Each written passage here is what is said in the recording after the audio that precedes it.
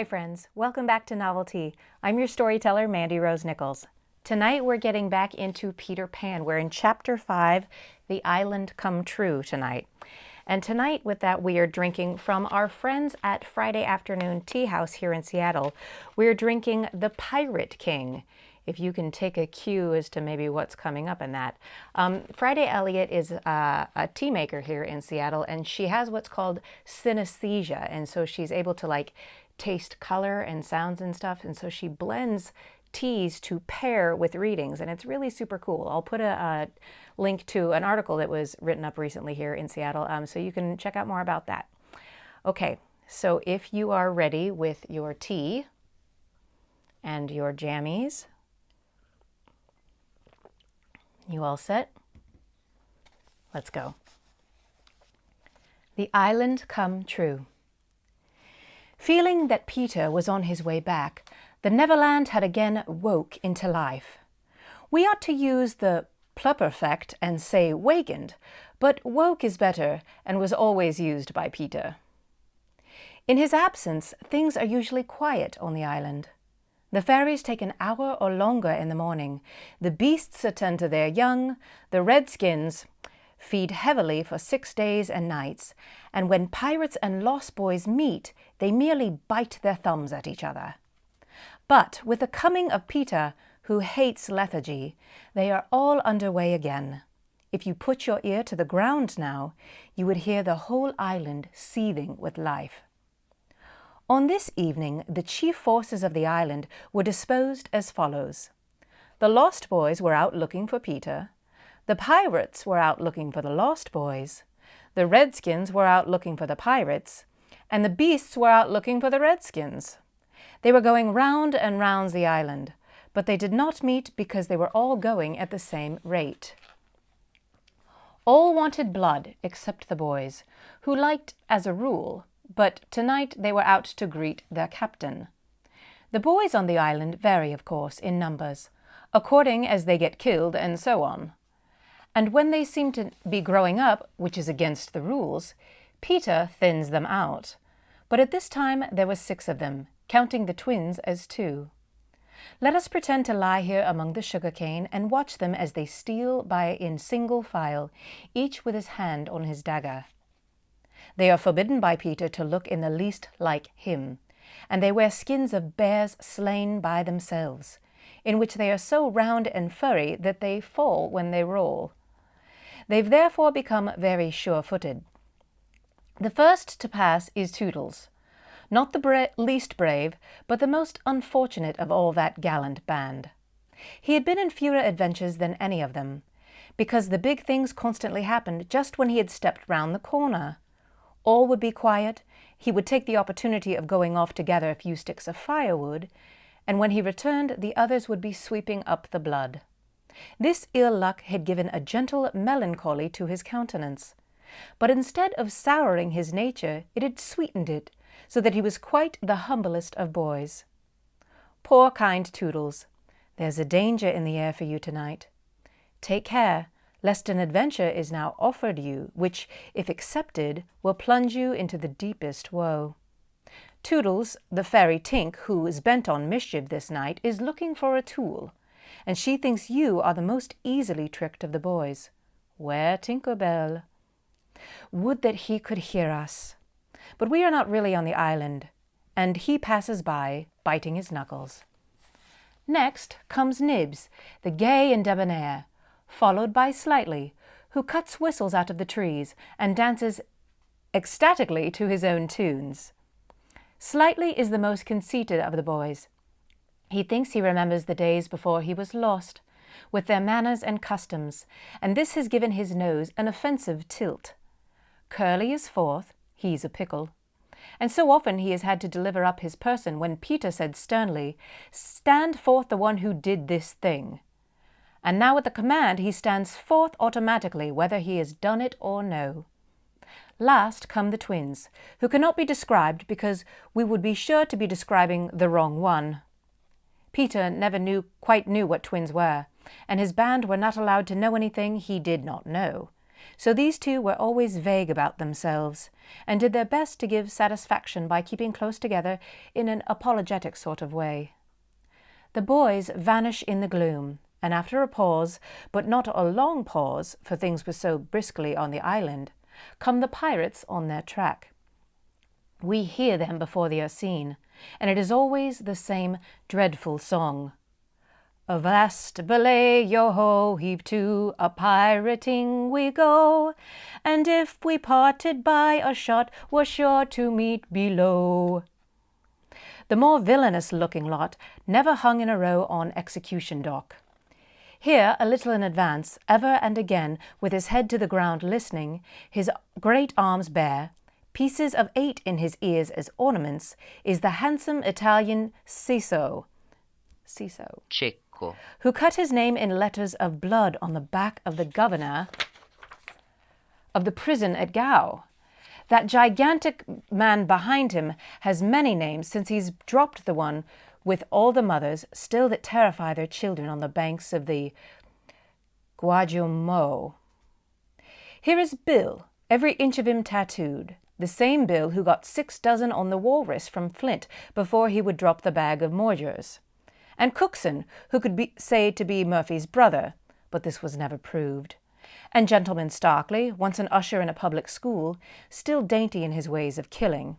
And Skylights, Morgan's Skylights, and the Irish boatswain Smee, an oddly genial man who stabbed, so to speak, without offence, and was the only nonconformist in Hook's crew, and Noodler, whose hands were fixed on backwards, and roped, Mullins and Half Mason, and another ruffian long known and feared on the Spanish Main.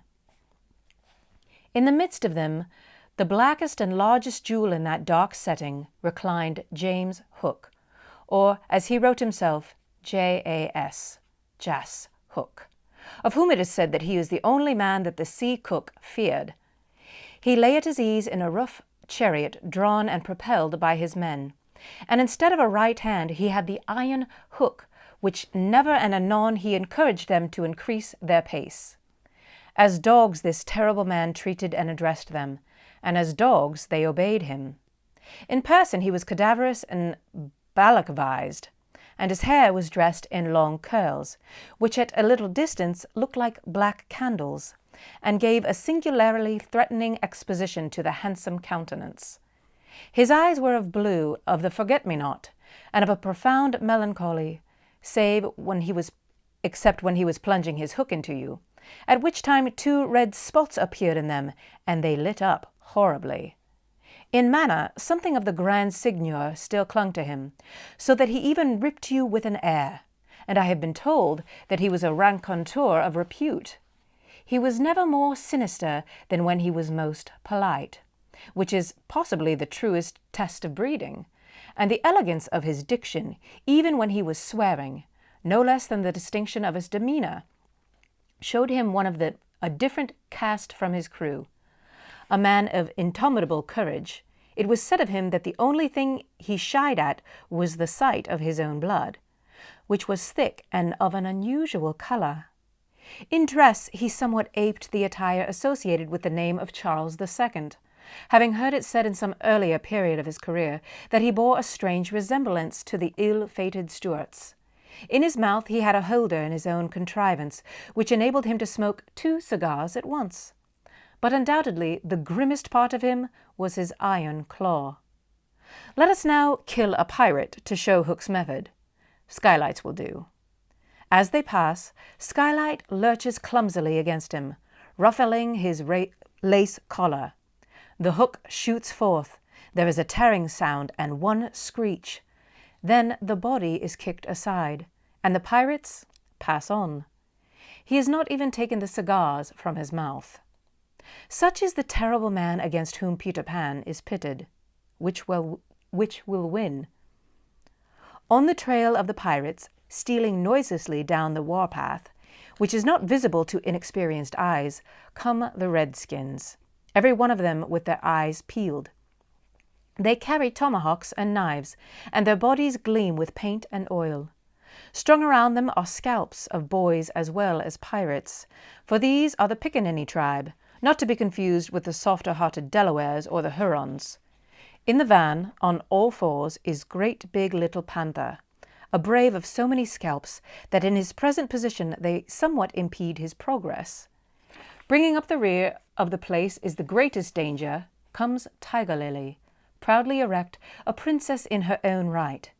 She is the most beautiful of Dianas, and the belle of the pickaninnies, coquettish, cold, and amorous by turns. There is not a brave who would not have the wayward thing to wife. But she staves off the altar with a hatchet. Observe how they pass over fallen twigs without making the slightest noise. The only sound to be heard is their somewhat heavy breathing. The fact is that they are all a little fat now just after heavy gorging, but in time they will work this off. For the moment, however, it constitutes their chief danger. The redskins disappear as they have come like shadows, and soon their place is taken by the beasts, a great and motley procession, lions, tigers, and bears, and the innumerable smaller savage things that flee from them, for every kind of beast, and more particularly are the man-eaters, live cheek by jowl on the favoured island. Their tongues are hanging out, and they are hungry tonight. When they have passed comes the last figure of all, a gigantic crocodile. We shall see for whom he is looking presently. The crocodile passes, but soon the boys appear again, for the procession must continue indefinitely until one of the parties stops or changes its pace. Then quickly they will be on top of each other. All are keeping a sharp lookout in front, but none suspects that the danger may be creeping up from behind. This shows how real the island was. First to fall out of the moving circle was the boys. They flung themselves downward on Stewart, close to their underground home. "I do wish Peter would come back," every one of them said nervously, though in height and still more in breadth they were all larger than their captain. "I am the only one who is not afraid of the pirates," Slightly said, in a tone that prevented his being a general favourite, but perhaps some distant sounds disturbed him, for he added hastily, "But I wish he would come back, and tell us whether he has heard anything more about Cinderella." They talked of Cinderella, and Toodles was confident that his mother must have been very like her. It was only in Peter's absence that they could speak of mothers, the subject being forbidden by him as silly. "All I remember of my mother," Nibs told them, "is that she often said to father, 'Oh, how I wish I had a checkbook of my own. I don't know what a checkbook is, but I should just love to give my mother one.'" They all talked. While they talked, they heard a distant sound. You or I, not being wild things of the woods, would have heard nothing, but they heard it, and it was a grim song. Yo ho, the pirate life, the flag o' skull and bones, a merry hour, a hempman rope, and hey for Davy Jones. At once the Lost Boys, but where are they? They are no longer there. Rabbits could not have disappeared more quickly. I will tell you where they are. With the exception of Nibs, who has darted away to reconnoitre, they are already in their home underground, a very delightful residence of which we shall see a good deal presently. But how have they reached it? There is no entrance to be seen, not so much as a large stone, which if rolled away would disclose the mouth of the cave. Look closely, however, and you may note that there are 7 large trees, each with a hole in its hollow trunk as large as a boy. These are the 7 entrances to the home underground, for which Hook has been searching in vain these many moons. Will he find it tonight? As the pirates advanced, the quick eye of Starkey sighted Nibs disappearing through the wood, and at once his pistol flashed out. But an iron claw gripped his shoulder. "Captain, let go!" he cried, writhing. Now, for the first time, we hear the voice of Hook. It was a black voice. "Put back that pistol first," he said threateningly. "It was one of those boys you hate. I could have shot him dead." "Aye, and the sound would have brought Tiger Lily's redskins upon us. Do you want to lose your scalp?" "Shall I come after him, Captain?" asked a pathetic Smee, "and tickle him with Johnny Corkscrew?" Smee had pleasant names for everything, and his cutlass was Johnny Corkscrew, because he wriggled it in the ground. One could mention that many lovable traits in Smee. For instance, after killing, it was his spectacles he wiped off instead of his weapon.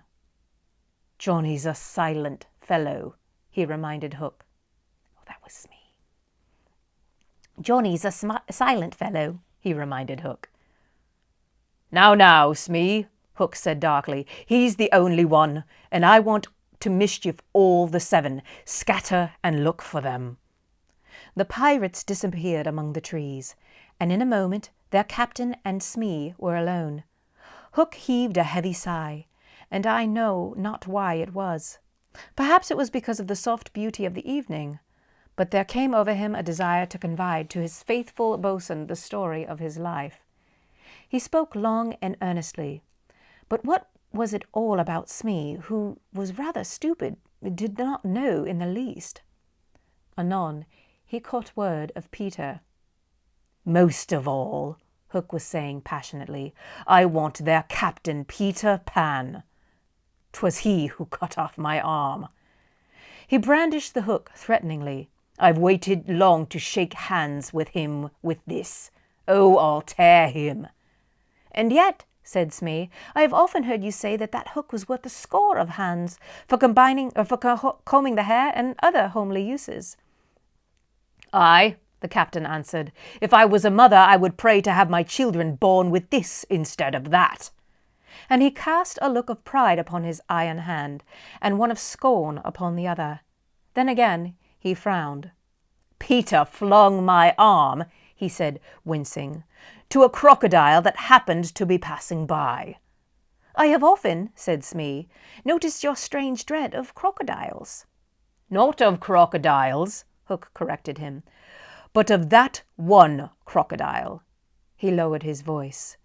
"It liked my arm so much, Smee, that it has followed me around ever since, from sea to sea and from land to land, licking its lips for the rest of me." "In a way," said Smee, "it is sort of a compliment." "I want no such compliments," Hook barked petulantly. "I want Peter Pan, who first gave the brute its taste for me." He sat down on a large mushroom, and now there was a quiver in his voice. "Smee," he said huskily, "that crocodile would have had me before this, but by a lucky chance it swallowed a clock which goes tick, tick inside it. And so before it can reach me, I hear the tick and bolt." He laughed, but in a hollow way. "Some day," said Smee, "the clock will run down, and then he'll get you." Hook wetted his dry lips. "Aye," he said, "that's the fear that haunts me." Since sitting down he had felt curiously warm.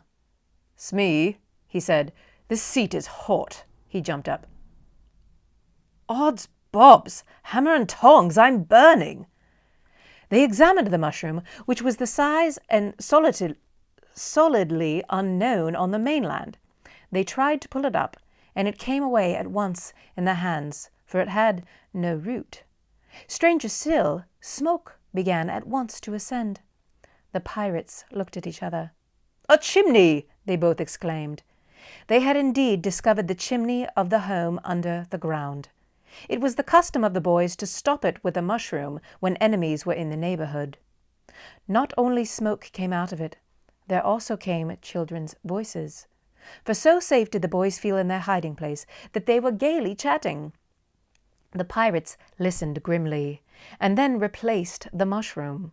They looked around at them, noted the holes in the 7 trees. Did you hear them say Peter Pan's from home?" Smee whispered, fidgeting with Johnny Corkscrew. Hook nodded. He stood for a long time, lost in thought, and at last a curling smile lit up his swarthy face. Smee had been waiting for it. "Unrip your plan, Captain," he cried eagerly. "To return to the ship," Hook replied slowly through his teeth, "and cook a large, rich cake of jolly thickness with green sugar on it. There can be but one room below, for there is but one chimney. The silly moles had not the sense to see that they did not need a door apiece. That shows they have no mother. We will leave the cake on the shore of the Mermaid's Lagoon. These boys are always swimming about there. playing with the mermaids.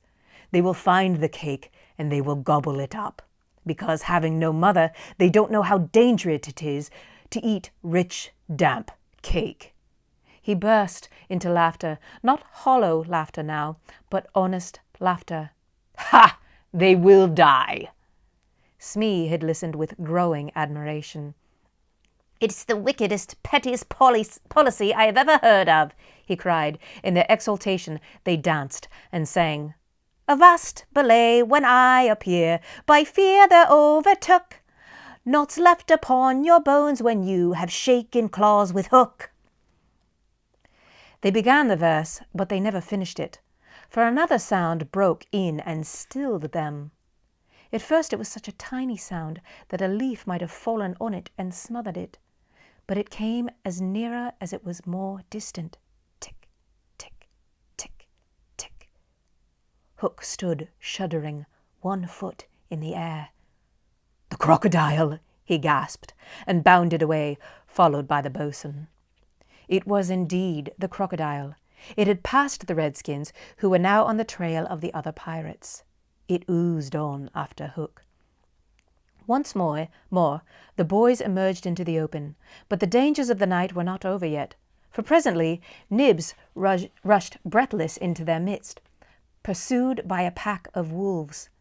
The tongues of the pursuers were hanging out. The baying of them was horrible. "Save me! Save me!" cried Nibs, falling on the ground. "But what can we do? What can we do?" It was a high compliment to Peter that at a dire moment their thoughts turned to him. "What would Peter do?" they cried simultaneously. Almost in the same breath they added, "Peter would look at them through his legs." And then, "Let us do what Peter would do." It was quite the most successful way of defying the wolves, and as one boy they bent and looked through their legs. The next moment is a long one, but victory came quickly, for as the boys advanced upon them in this terrible attitude, the wolves dropped their tails and fled. Now Nibs rose from the ground, and the others thought that his starting eyes still saw the wolves. But it was not the wolves he saw. "I have seen a wonderfuler thing," he cried, as they gathered round him eagerly. "A great white bird. It is flying this way." "What kind of bird do you think?" "I don't know," Nibs said, awestruck, "but it looks so weary, and as it flies, it moans. Poor Wendy." "Poor Wendy?" "I remember," said Slightly instantly. "There are birds called Wendies." "See, it comes," cried Curly, pointing to the Wendy in the heavens. Wendy was now almost overhead, and they could hear her plaintive cry. But more distant came the shrill voice of Tinker Bell. The jealous fairy had now cast off all disguise of friendship, and was darting at her victim from every direction, pinching savagely each time she touched. "Hello, Tink!" cried the wondering boys. Tink's reply ran out, "Peter wants you to shoot the Wendy." It was not in their nature to question when Peter ordered. "Let us do what Peter wishes," cried the simpler boys. "Quick, bows and arrows!" All but Toodles popped down their trees. He had a bow and arrow with him, and Tink noted it and rubbed her little hands. "Quick, Toodles, quick!" she screamed. "Peter will be so pleased." Toodles excitedly fitted the arrow to his bow. "Out of the way, Tink!" he shouted, and then he fired, and Wendy fluttered to the ground with an arrow in her breast. That's the end of Chapter 5, friends. We were drinking the Pirate King from our friends over at Friday Afternoon Tea. If you liked this chapter, if you'd like to keep up to date with more chapters, go ahead and subscribe and click that notification bell to stay up to date with everything whenever we release them, and you'll get to be told.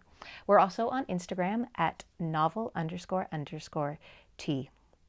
Tea brings us together, and stories bind us. Good night, friends.